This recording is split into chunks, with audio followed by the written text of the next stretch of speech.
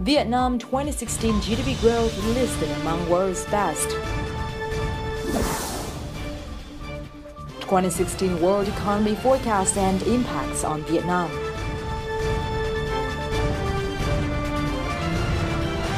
Hello and welcome to another episode of Bizline brought to you by VTV International. You're with me, Linh Hương, and we'll start with several highlights in the economic scene from the past week.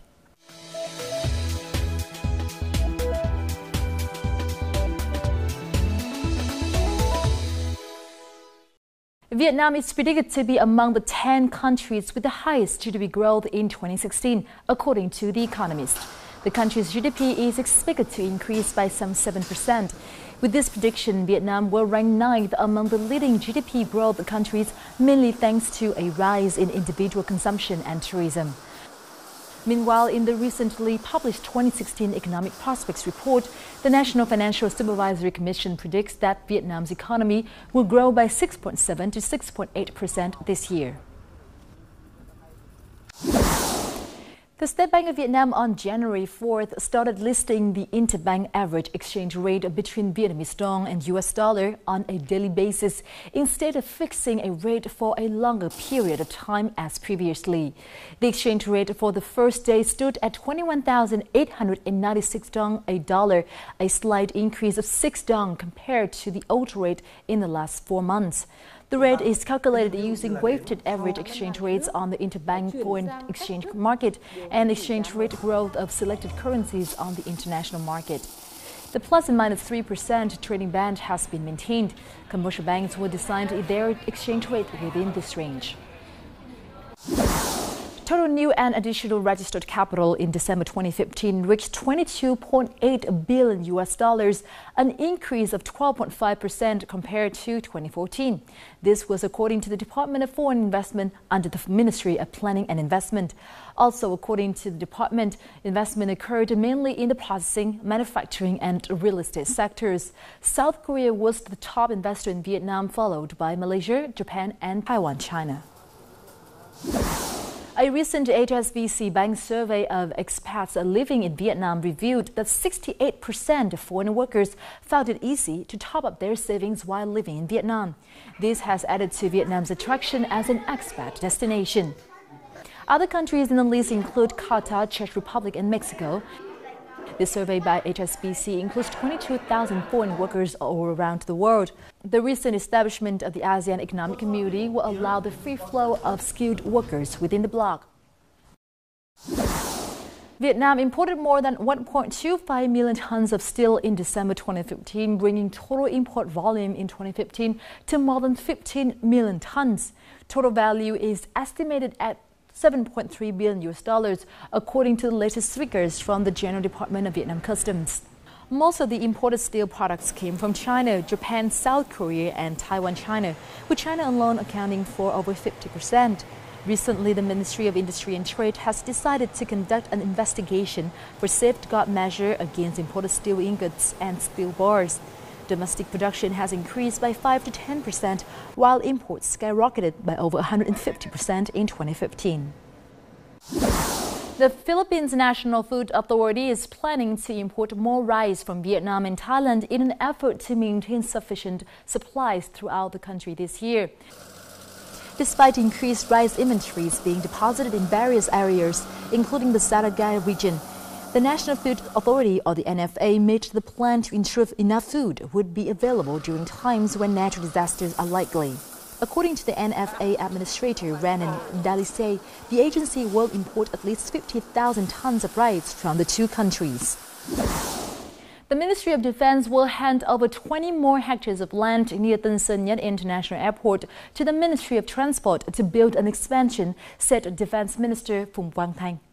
The land will be used to improve transport infrastructure and expand Cộng Hòa Street, which links to the airport.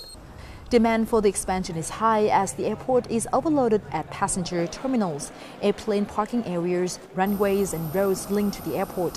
Previously, the Ministry of Defense had agreed to allocate 7.63 hectares of land to expand the airport.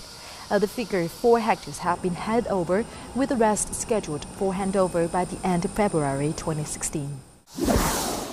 Those are several highlights in the economic scene for the past week. Up next, we'll talk about how the global economy will affect Vietnam's economy in 2016 in our crosstalk.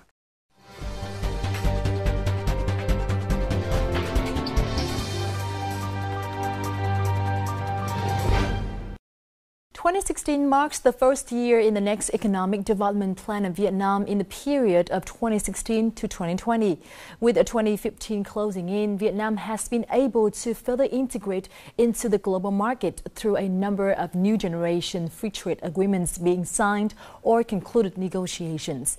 That said, it is essential to analyze the impacts of the world's economy on Vietnam as a rising player. Our guest today, Mr. Trần Khắc Minh, an independent financial analyst, will help you understand more about these impacts and forecast the future of Vietnamese economy in 2016 accordingly. But before that, let's take a look at the following clip to recap the major issues in Vietnamese economy last year. Global growth in 2015 fell short of expectations, decelerating to 2.4% from 2.6% in 2014, according to the World Bank. Instability in Russia, stagnation in Europe, uncertainty in China, and a sharp drop in oil prices are some of the biggest disappointments of the world economies last year. In 2015, the U.S. Federal Reserve, or Fed, hiked interest rates by 0.25%, a historic moment after 7 years of record lows, ending an era of easy money policy.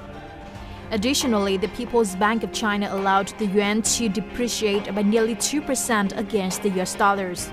The sudden devaluation is the largest in 2 decades, rippling through the global markets, with Vietnam being not an exception. Amid the volatility in the world's financial markets, the State Bank of Vietnam has in 2015 depreciated the dong by 3% against the greenback. Global oil prices plunged to a 6-year low at $38 per barrel.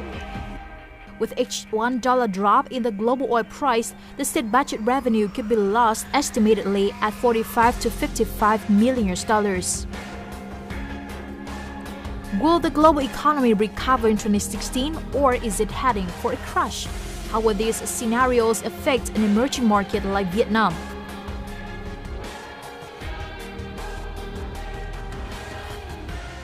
Xin cảm ơn ông nhận lời tham dự chương trình của chúng tôi ngày hôm nay. Trước hết, xin ông cho biết một số những đánh giá khái quát về tình hình kinh tế thế giới trong năm 2015 ạ. Việc Fed tăng lãi suất và thị trường rất phấn khởi. Nó cho thấy rằng là phép thử về các nhịp tăng lãi suất tiếp theo của Fed đã thành công, và chúng ta sẽ đón chờ trong năm 2016, thậm chí năm 2017, Fed có thể sẽ tiếp tục nâng lãi suất theo nhiều kỳ khác nhau. Ví dụ như là ước tính trong năm 2016 có thể là có 4 lần tăng lãi suất. Thị trường hàng hóa nói chung sa sút, điển hình nhất trong thị trường hàng hóa, dầu thô tiếp tục đi xuống những cái đáy sau thấp hơn đáy trước và liên tục như thế, do vấn đề dư cung, cũng là do vấn đề cạnh tranh để giữ thị phần giữa khối OPEC, Mỹ và các nước ngoài khối OPEC. Thị trường nông sản và thị trường kim loại cơ bản bao gồm cả quặng sa sút rất nhanh, bởi vì là một trong những nước sử dụng nguyên liệu thô lớn nhất là Trung Quốc đang có dấu hiệu hạ cánh cứng. Việc hạ cánh cứng của nền kinh tế Trung Quốc dẫn đến hệ lụy rằng là toàn bộ thị trường hàng hóa bị ảnh hưởng theo, do phần lớn nhu cầu về nguyên liệu thô cũng như là hàng hóa cơ bản giảm đi. Các biến động trong thị trường tài chính kinh tế thì sẽ có ảnh hưởng tác động ra sao đối với nền kinh tế Việt Nam trong năm 2016 thưa ông? Chu kỳ tăng lãi suất của Fed đã bắt đầu, đồng đô la Mỹ sẽ vẫn tiếp tục mạnh lên. Nếu chúng ta mua bán, kinh doanh quốc tế, xuất nhập khẩu cũng như là vay mượn nợ thì cũng hết sức lưu ý đến vấn đề đó. Vốn ngoại có xu hướng là sẽ rút về để đầu tư vào thị trường Mỹ, do thị trường đánh giá rằng kinh tế Mỹ đã vượt qua được khủng hoảng và bắt đầu có những mức tăng trưởng tốt. ECB kéo dài thời hạn thực hiện gói ABS, thậm chí Tôi dự đoán rằng ngay trong các kỳ họp gần đây thôi, có thể là tháng này hoặc tháng sau, ECB sẽ buộc phải có biện pháp mở rộng gói ABS, tức là gói kích thích kinh tế của họ, để làm cho nền kinh tế toàn bộ khu vực Eurozone vững lên. Nhật Bản chúng ta cũng cần phải lưu ý, đó là BOJ, Ngân hàng Trung ương Nhật Bản, thì có thể sẽ duy trì, thậm chí là có những biện pháp mở rộng gói kích thích kinh tế gọi là QQE để duy trì được mức yếu của đồng yên so với đồng đô la Mỹ thôi, để giúp cho kinh tế Nhật phát triển. Chúng ta cũng là một trong những nước được ưu tiên về ODA của Nhật Bản. Đồng nhân dân tệ thì chúng ta biết rằng IMF đã công nhận là đủ điều kiện để được đưa vào rổ đồng tiền được có quyền rút vốn đặc biệt NDR. Tuy nhiên là thời hạn mà IMF đưa ra để được chính thức là ngày 1 tháng 10 năm 2016, và tôi ước tính rằng do tình huống nền kinh tế Trung Quốc đang có những cái không tích cực, có khả năng là PBOC sẽ tiếp tục phá giá đồng nhân tệ. Và ước tính đến ngày 1 tháng 10, chúng ta cứ lấy cái kỳ hạn đấy để xem xét, thì có thể tỷ giá hoán đổi trực tiếp giữa đồng nhân dân tệ và đồng đô la Mỹ sẽ vào khoảng 7, thậm chí có thể là hơn 7 nhân dân tệ đổi được 1 đô la Mỹ. Còn một đồng tiền nữa tôi cho rằng là cũng cần phải quan sát, bởi vì chúng ta cũng là khách hàng truyền thống, là đối tác thương mại truyền thống, đó là đồng rúp của Nga. Chúng ta biết rằng là đồng rúp của Nga mất giá rất nghiêm trọng trong năm vừa qua do ảnh hưởng của lệnh cấm vận Mỹ và châu Âu, có những biến động không tích cực đối với cả nền kinh tế Nga. Nhưng với chúng ta thì chưa chắc đã là không tích cực, vì nước Nga chúng ta thì không cấm vận, cho nên là chúng ta cũng có thể tận dụng được cơ hội mở rộng giao thương với nước Nga. Có ý kiến cho rằng là môi trường kinh tế thế giới sẽ gây ra áp lực tiêu cực đối với lãi suất cũng như là tỷ giá tại Việt Nam, thì nhận định của ông như thế nào về ý kiến trên ạ? Tôi cho rằng là nhận định đó không phải là không có lý, nhưng chúng ta cần nhận diện rõ. Đó là như thế này.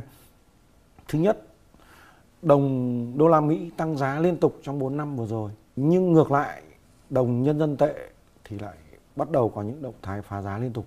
Cái áp lực lên tỷ giá của chúng ta là cao chứ không thấp. Và nếu như ước tính đồng Việt Nam đồng so với đồng đô la Mỹ vào cuối năm nay có thể vượt qua 23.000 đồng đổi được 1 đô la Mỹ. Và tương tự như thế chúng ta cũng bị áp lực điều chỉnh tỷ giá